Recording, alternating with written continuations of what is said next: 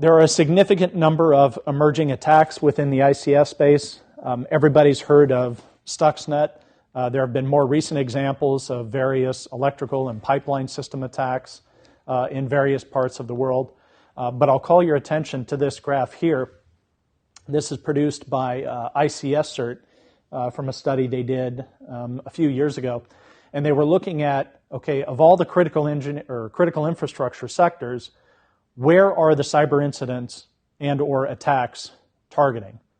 And you can see that the energy sector has been the big victim here with 53% of the attacks, as opposed to manufacturing, communications, transportation, that sort of thing.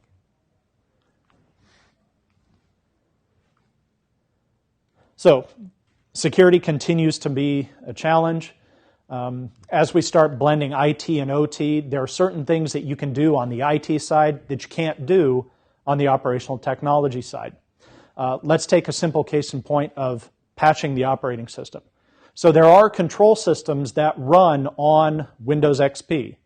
Now, one, you're thinking, well, that thing's been end of life for a while now.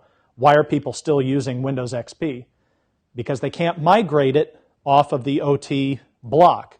It's being used to control a critical process. They can't replace it.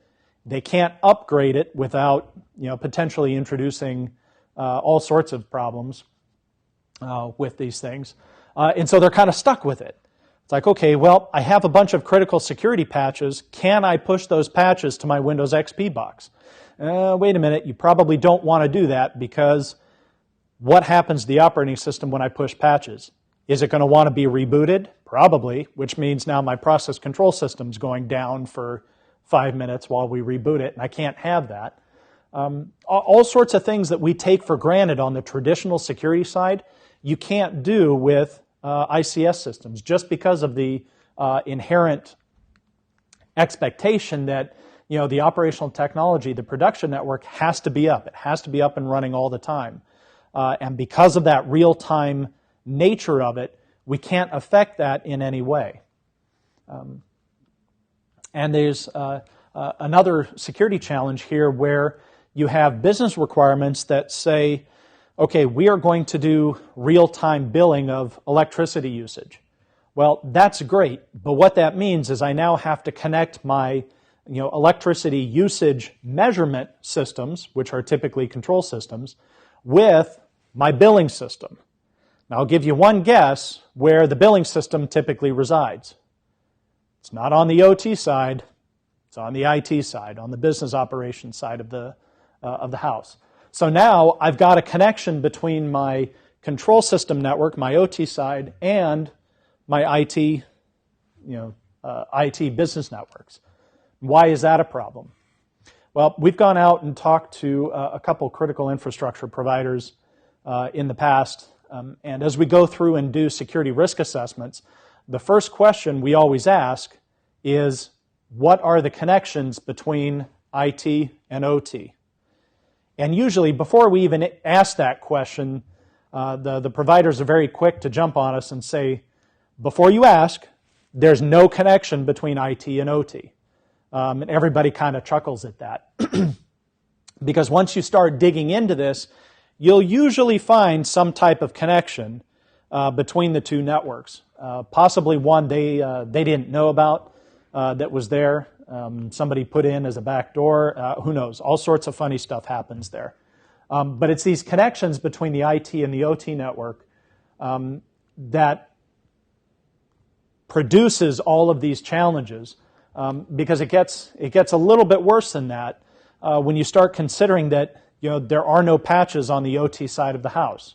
Again, I can't patch that Windows XP box that's been running the HVAC system for 10 years.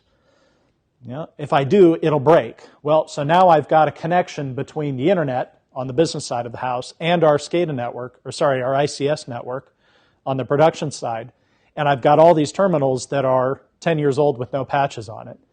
And you wonder why we have problems. Now, most critical infrastructure operators are very good at monitoring that connection because they recognize the fact that there's a problem there and that it is such a great risk. There isn't a whole lot of guidance out there for securing ICS and SCADA systems compared to what you find in traditional security. But there are various places you can go to get information on security and configuration. Get something from your vendor. Most companies don't build the equipment that they use. Go to your vendor. Your vendor will have specific instructions on how to patch that system, how to scan that system for vulnerabilities, and those types of things.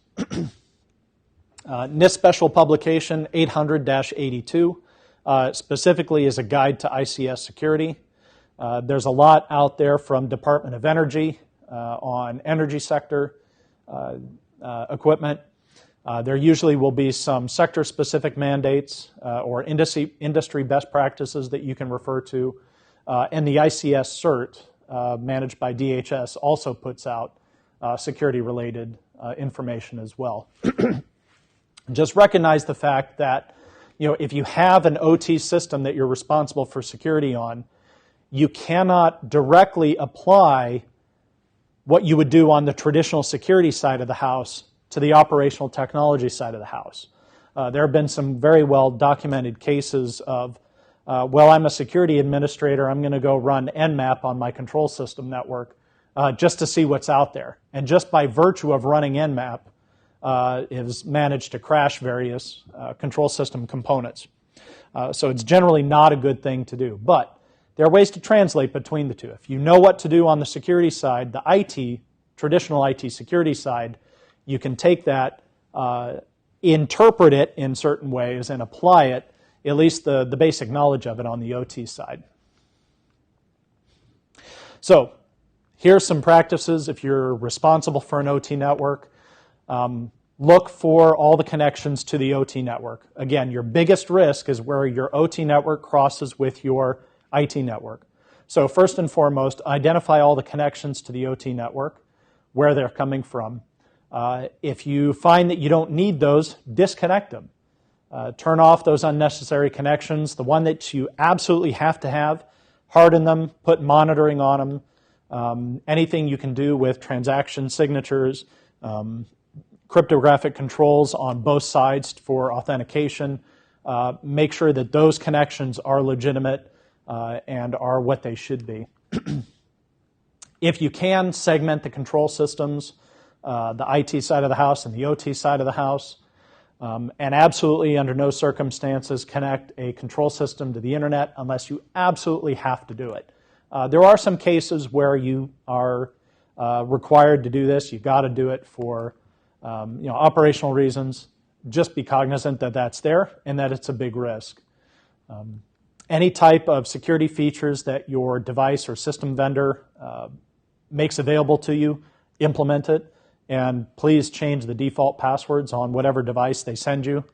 That's probably the one biggest issue right now is people using default passwords on devices. There are lists out there on the internet of, you just do a search for, vendor and device type, and up will pop a list of all the default passwords that are there. And so that's allowing attackers to get in. And then have some type of intrusion detection or 24/7 monitoring and response capabilities. You're just like traditional IT, don't make the assumption that you're going to keep everybody out. So how do you mitigate what they can do once they get into your network? Security measures, again, make sure that you have authentication on both sides of, if you're using wireless, that you authenticate both devices so that somebody can't come in and do a man in the middle or impersonate either the end device or the server itself. If you have the ability to do multi-factor authentication, do it. It's not always possible. And then from a procedural process standpoint, make sure you understand the security roles and responsibilities.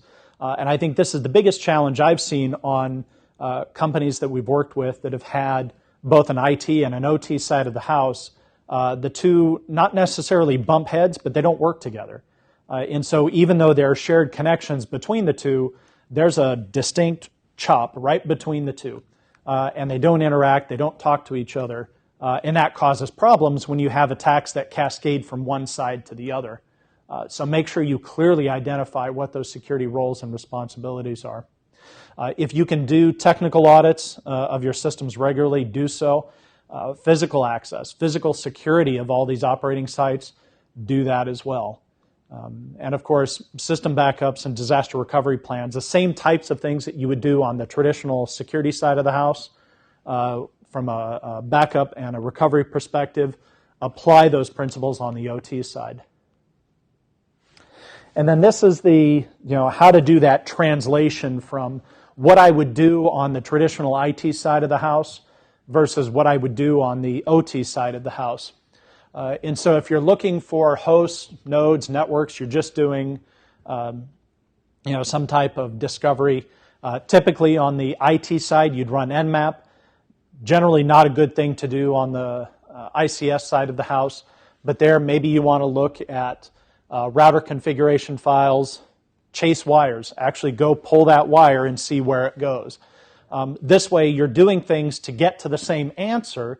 It may take you a little longer, but you're not going to knock anything offline as you go out and do your scans. If you're looking for services, do a local port verification. You've got a Windows XP box there. Don't ping it, don't Nmap it. Hop on the terminal, open up the command prompt, and type netstat. That will tell you what services are running on that host. Yes, it's a lot more time intensive, and if you have multiple systems in geographic separated areas, you're going to have to go out and touch all of those, but it's better than bringing it down than by running Nmap. Vulnerabilities within a service. Again, on the traditional side, you might run Nessus to find vulnerabilities. On the ICS side of the house, instead of running Nessus or some other type of vulnerability scan, maybe you want to do something related to banner grabbing. Then look that up, look the banner that you get, the response that you get, look that up in the National Vulnerability Database or the CVE list, and see if that produces any hits.